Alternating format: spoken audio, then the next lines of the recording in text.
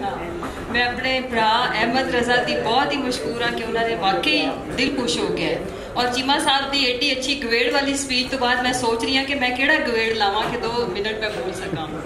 सो मैं जी तुहानू 2 गल्लां सिर्फ दसांगी कि ये जिहड़ा अलमिया है ना, मैं इनू अलमिये तो घट रेट नहीं करती, क्योंकि जिहड़ा चीमा साहब ने गल की है जी, मेरी अपनी बैकग्राउंड भी देहात दी है और मैं इहदे ते हमेशा एज लिया है, एज ए प्राइड इनू लिया है। मैं कदी कॉम्पलैक्स का शिकार नहीं हुई। उनकी वजह मैं ये देखा है कि जिहड़े असी लोग आ डुअल, साडे कोल डबल एज है। असी डबल एज वैपन अगर ना किया जाए तो गलत नहीं होएगा कि असी साडे कोल जिहड़ा कल्चर है ना वो 2 तरह का है।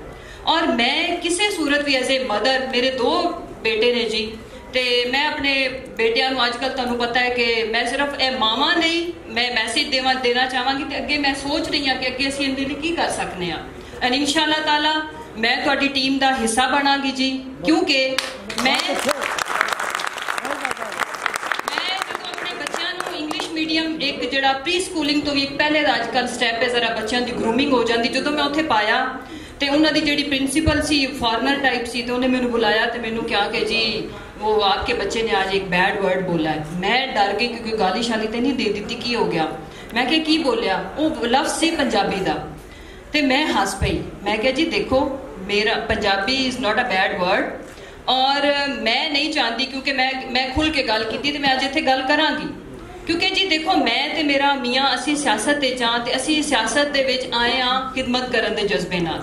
और मैं बिल्कुल नहीं चाहती कि मेरे बच्चे इस मुल्क की खिदमत ना करन। कल नूं अगर उन्होंने मौका मिले, अगर उन्होंने इस तरफ इंटेंशन होए तो वह आधा तीतर आधा बटेर ना हो। जिवें मैनू बिलावल नूं वेख के इबरत आती है कि वह बेचारा अपनी उर्दू भी नहीं बोल सकता, तो मैं चाहनी हाँ कि मेरे बच्चे उन्हें लिए एक माँ या सानू एफर्ट की करनी चाहिए। जिन्नियां इत्थे मावां बैठियां नहीं है, जेडे फादर बैठे ने, प्लीज अपने बच्चों को इनकरेज करो, क्योंकि पंजाबी अगर तुसी चाहते हो कि तुहाडे बच्चे एक्सल करन, असी जिथे पंजाबी असी हल्कियां च जाने हैं, जिथे उर्दू का हुंदा उर्दू बोली दी, अंग्रेजी साडी भी कईयां तो बेहतर है अलहमदुलिल्लाह। जिथे पंजाबी का मौका है तो उत्थे साडा एक एज है। मैं अपने बच्चों जी डेली तो नहीं मैं कहांगी, हुण जदों दे स्कूल जा रहे हैं असी अपने बच्चों जी नानी दे पिंड ते दादी दे पिंड वीकली भेजीदा है। असी उन्होंने ओवरनाइट उत्थे स्टे देईदा है। असी लाहौर के करीब भी एक साडा पिंड है वे, उत्थे असी डिवेलप कर रहे हैं कि बच्चों को असी ओवरनाइट उत्थे 2-3 दिन का स्टे देना है। उनकी वजह कि ये साडी ओनरशिप है कि मेरा बच्चा, मेरे लिए इस तो बड़ा शर्म का मुकाम नहीं होएगा कि किसी अपने पिंड, किसी अपने चाचे ताए के इलाके में जाए तो उत्थे ना उन्होंने उनकी जुबान आती होए। जदों तुहानूं किसी की जुबान नहीं आती तो उनसीयत नहीं आती। दिल का राबता लैंग्वेज है ते असी, क्योंकि जदों तुसी उस जुबान की डेप्थ नूं जदों तक नहीं समझते, फीलिंग्स नहीं डिवेलप होंदियां रिश्तियां नाल। एक बच्चा मैनू नहीं समझ आती, उन्होंने पंजाबी नहीं आती होगी तो उनका दादी नाल प्यार की होएगा, अंग्रेजी की वो दादी नू समझाएगा तो दादी नू की समझ आएगी। सो इंशाअल्लाह ताला जी ये तुहाडे नाल वादा है, क्योंकि साडे दिल की आवाज़ है।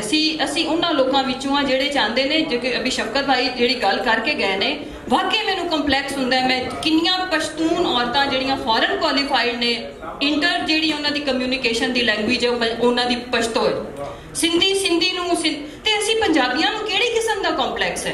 मेरा ख्याल है कि यह कॉम्पलैक्स करन जरूर बच्चों नूं जिहड़ी इंटरनेशनल लैंग्वेज है आनी चाहिए है, लेकिन अपने बच्चों नूं कदी, मेरे बच्चे तो टॉप स्कूल ऑफ टाउन जा रहे ने, लेकिन हर जुमे नूं शलवार कमीज वेस्टकोट चप्पल पहना के भेजनी है। और उन्होंने देख के जिहड़ियां इंग्लिश मम्मीज ने उन्होंने ट्रेंड पकड़िया है, यकीन करो दे फील गुड, क्योंकि मैं अपने बच्चों को अपने लिबास की जिम्मेदार हाँ, मैं उन्होंने किरदार की जिम्मेदार हाँ। मैं किसी ते जी मुआशरा ये था जो इंटरनेट का दौर था नहीं। सो आज मैं आप लोगों को खराजे तहसीन पेश करती हूँ कि आप लोगों ने ये रखा। मैं वाकई फर्स्ट टाइम आई हूँ और मुझे बहुत अच्छा लगा। और ये मैंने इसलिए अच्छा लगा कि जी मैं अगे भी आवांगी इंशाअल्लाह ताला, और मैं इनका हिस्सा बनांगी और इनू असीं इनका प्रचार करांगे। और सानू भी आपस दे विच, मैनू पता नहीं मुद्दत हो गई मैनू पंजाबी कोई किस ऑडियंस नू खिताब कीते, इसलिए मैं बार बार भूल रही हूँ सीरियसली। बट मेरी मदर लैंग्वेज, मेरी होम लैंग्वेज, मेरी किचन लैंग्वेज स्टिल पंजाबी है। मेरे बच्चों को बहुत अच्छी पंजाबी आती है, लेकिन सानू चाहिए कि असीं सारे मिलके जेडे रिसोर्स वाले ने अपने रिसोर्स लाण, जेडे जैसे मैं सब तो बड़ी फैन हाँ। मैं कुछ अरसा पहले बाबा नजमी साहब ने सुनिया और मैं इन्हां दी बहुत मता और मैं ये चाहनी हाँ तुसीं देखो इंडिया ते तुसीं जरा उन्हां दे देखो उन्होंने पंजाबी च कितना एक्सेल कीता है। तुसीं जरा गौर करो कि कैनेडा बैठे ने या उन्होंने अंग्रेजी आती उन्हां दी औलादां नूं या उन्होंने पंजाबी आती है। तुसीं फॉरनर देखो जिन्ने बाहर बैठे ने इंडिया च गए हुए जिहड़े पंजाब दे ने उन्हां नूं तीसरी कोई जुबान नहीं आती ਤੇ ਸਾਨੂੰ ਪੰਜਾਬੀ ਤੋਂ ਇਲਾਵਾ ਬਾਕੀ ਸਭ ਕੁਝ ਆਂਦਾ ਹੈ ਬਿਕੋਜ਼ ਇਹ ਸਾਡਾ ਐਜ ਬਣ ਗਿਆ ਹੈ। ਐਜ ਇਹ ਨਹੀਂ ਹੈ, ਇਹ ਸਾਸੇ ਕਮਤਰੀ ਹੈ, ਤੈਨੂੰ ਦੂਰ ਕਰਨ ਦਾ ਟਾਈਮ ਹੈ।